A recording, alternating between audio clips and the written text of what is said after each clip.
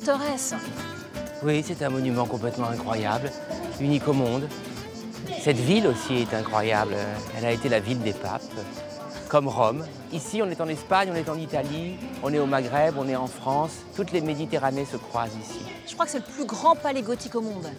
Oui, c'est une image de la catholicité complètement effarante. Combien de papes se sont succédés ici? C'est une bonne question, je crois qu'il y en a eu 4. 9. 9. Ouais. 9. Faut que je retravaille un peu mon histoire d'Avignon quand même. 9. L'idée de faire du théâtre dans ce lieu immense était aussi une idée complètement folle. Alors la cour d'honneur, elle est juste derrière. Dans cette cour d'honneur, 2 grandes voix se sont élevées, de grands textes ont été joués. Est-ce que vous pouvez m'en citer quelques-uns? D'abord le père fondateur, Villars bien sûr, qui a commencé avec Shakespeare, Gérard Philipe, Maria Cazares. C'est probablement le théâtre le plus mythique du monde. Alors c'est déjà magnifique comme ça extérieurement, je crois que c'est encore plus somptueux dedans. Qu'est-ce qu'on peut voir? Qu'est-ce qu'il faut voir à l'intérieur? À l'intérieur, ce qu'on voit le plus beau, c'est le ciel. Surtout qu'en général, quand on rentre, la nuit est en train de descendre, les martinets se mettent à chanter, à tourner. Ça crée une atmosphère vraiment unique, un peu effrayante pour les acteurs, parce que dès qu'ils entendent les martinets chanter, ils se disent « ça y est, on est proche du lever de rideau ».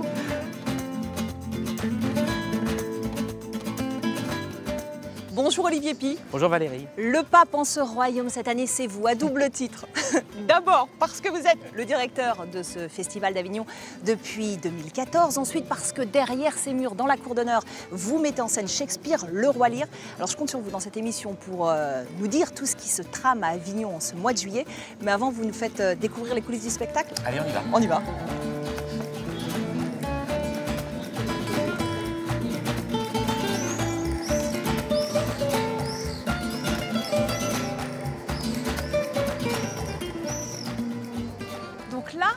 Les coulisses, ça ce sont les loges donc. Voilà, ça ce sont les loges. À mon accueil, je vous présente Philippe Girard qui va jouer Le Roi Lear dans la cour ce soir. Tu as dormi cette nuit? J'ai dormi. Oui. J'ai fait la sieste. J'ai respiré. J'ai révisé mon texte parce que j'avais l'impression d'avoir des trous à toutes les scènes. C'est obsessionnel. J'ai transpiré des paumes. C'est admirable. Voilà. La pression monte. Terrorisé. J'ai toujours aussi peur. C'est abyssal. Cette cour d'honneur du Palais des Papes, c'est évidemment une aventure rare pour les amoureux de théâtre. C'est une scène mythique. C'est aussi un pari. Parce qu'on y crée des légendes, mais il ne faut surtout pas se planter. Vous vous sentez prêt? Bon, je ne répondrai rien. Ben, on a bien travaillé. Voilà, il faut se lancer. Il faut... Oui, on a bien travaillé. Chanter sous les étoiles, c'est inespéré. La cour d'honneur, c'est le must, c'est le rêve de tout acteur de pouvoir jouer là. Un rêve qui devient réalité.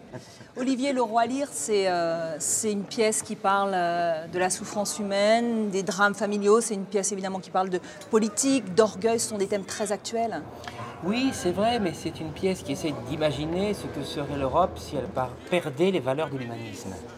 Alors c'est une pièce désespérée. Elle n'est pas désespérante, mais parce qu'elle est pleine d'énergie et qu'elle est pleine de beauté. Mais son propos est très noir. On est à -20.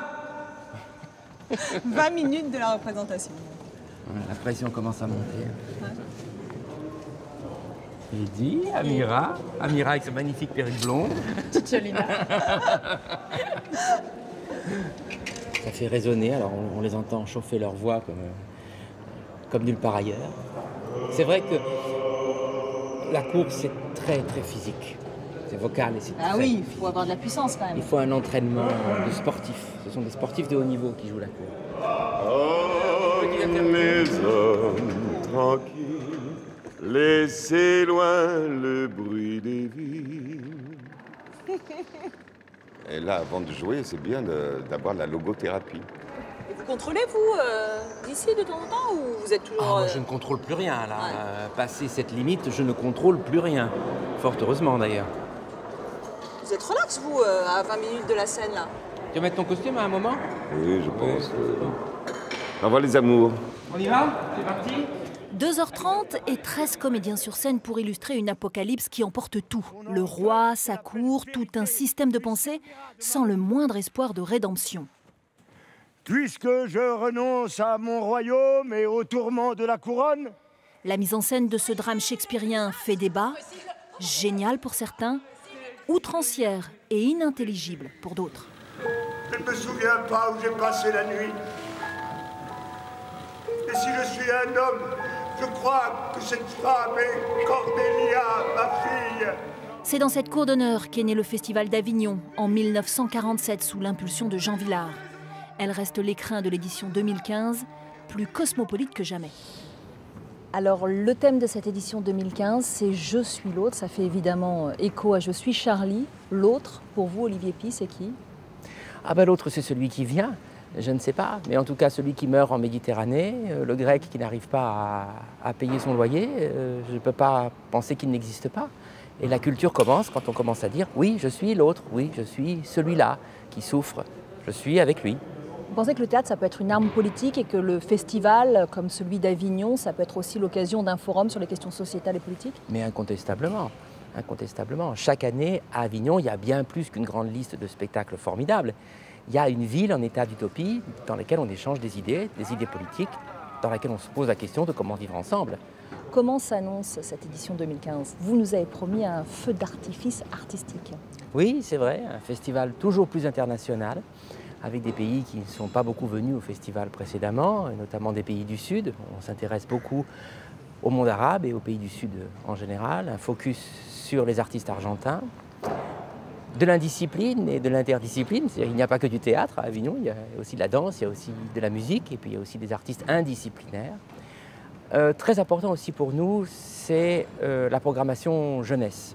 C'est très important dans le festival. Il y a 3 spectacles cette année consacrés à la jeunesse. On pense que le petit public d'aujourd'hui deviendra un grand public demain. Ça aussi, c'est très, très fondamental.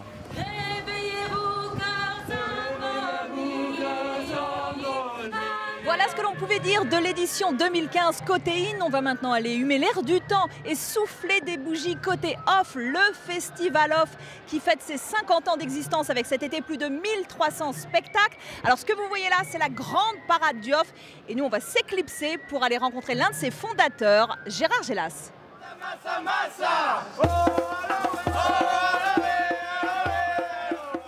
Bonjour. Merci de nous accueillir dans ces magnifiques jardins du complot. On va parler un petit peu du off. Est-ce que c'est vraiment le plus grand théâtre au monde? C'est une des réunions festives les plus importantes d'Europe, c'est sûr, avec Édimbourg. Alors vous êtes l'un des fondateurs de ce festival off. Je crois que ça n'a pas été très simple au départ. Oui, fondateur, bon, sans le faire exprès. Oui, il y avait André Benedetto qui m'a précédé d'1 an, je crois. Et nous, on était plutôt musiciens. Et donc, on a dit, si on faisait quelques représentations dans ce que nous appelions à l'époque le festival de Jean Vilar. C'est comme ça que les Avignonnais appelaient ce festival. Ça a initié le off. Mais après, il y a 68, ma pièce est interdite, la paillasse au sein nu, ça a créé beaucoup de problèmes dans la ville. Et arrive 69, j'ai mon premier véritable gros succès, où toute la presse nationale, étrangère me découvre, etc. Et là, cet énorme succès a donné probablement des idées à d'autres. C'est une belle vitrine, le off, pour les compagnies. Est-ce que de nombreux théâtres achètent des spectacles ici à Avignon? Oui, bien sûr. Avignon est quand même devenu un gigantesque marché théâtral. C'est-à-dire que ce soit un marché, ça ne me gêne pas plus que me gêne Cannes ou le Midem, où il faut bien des réunions de professionnels. Je pense surtout aux gens qui gagnent beaucoup d'argent sur le dos des artistes. Cela me gêne plus. C'est-à-dire qu'on loue des trous de rats à des prix exorbitants. Sinon, c'est une grande joie, parce que c'est beaucoup d'artistes réunis. Et puis des lieux comme le Chêne Noir, où on n'a jamais loué nos salles et où on accueille d'autres artistes en partageant les bonheurs et les risques avec eux. Alors cet été, vous mettez en scène une pièce qui s'appelle « Un cadeau hors du temps ». Bien sûr, elle se joue chez vous. Est-ce que vous pouvez nous dire comment vous avez découvert ce texte? Il y a 2 ans et demi, mon ami Luciano Nazzino a contracté la maladie de Charcot. Donc c'est une maladie terrible parce que votre corps ne répond plus et vous avez toute votre intelligence.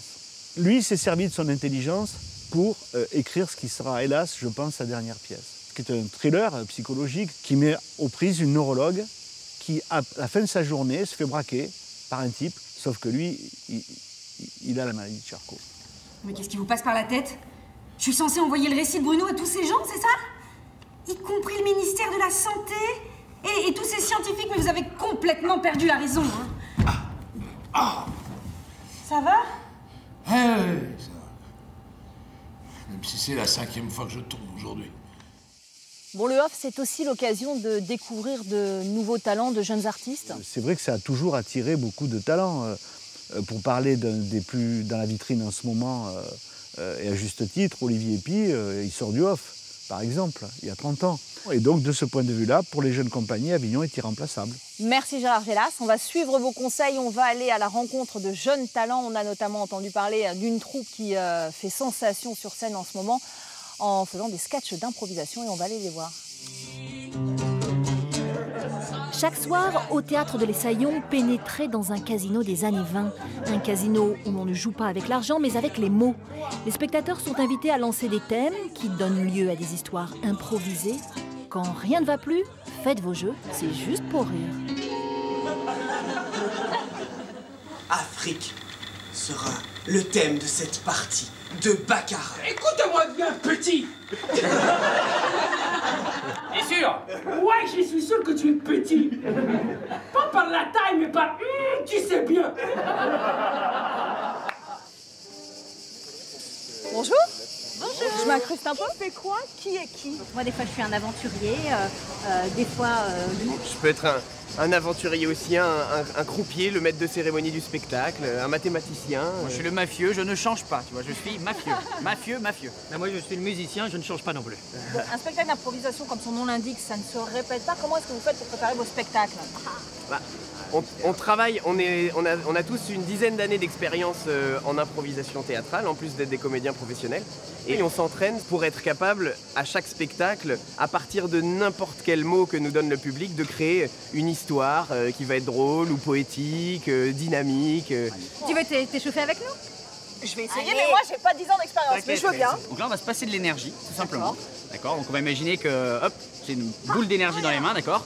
Et on va la passer en disant ya. T'as le droit de l'arrêter en disant bloc, ou t'as le droit de la laisser tranquille et qui veut la reprend et la rejette. Tu la lances, Romain? On y va. Vas-y. Ya.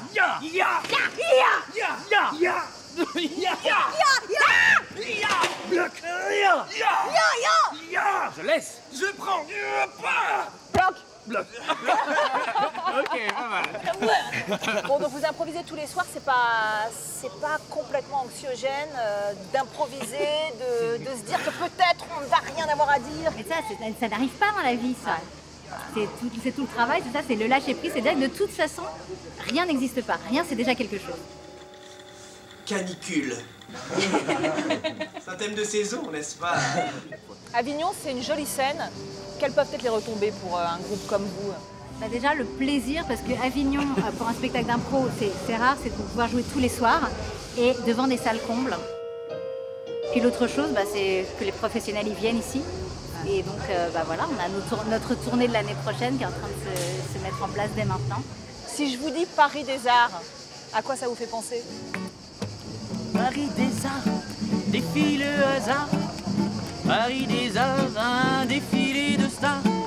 Paris des Arts, il faut le voir. On peut même encore le voir et le revoir. Oui.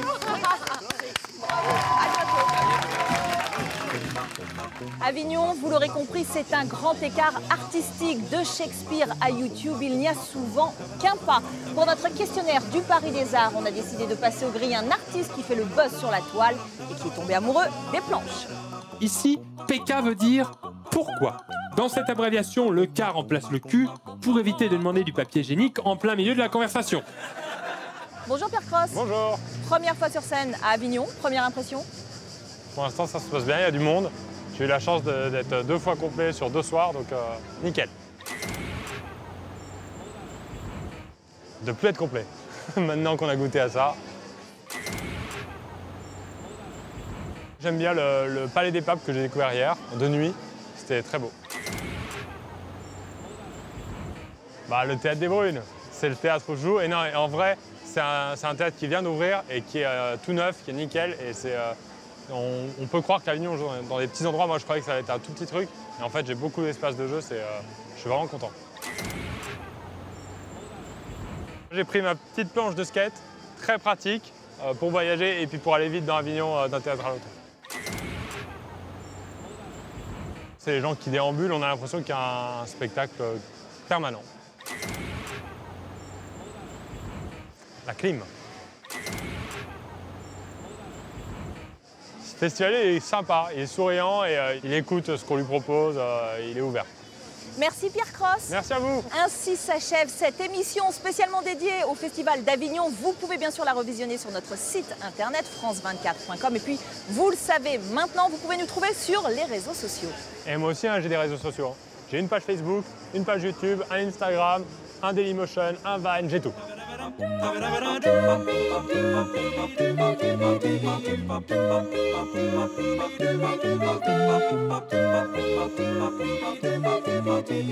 Thank you.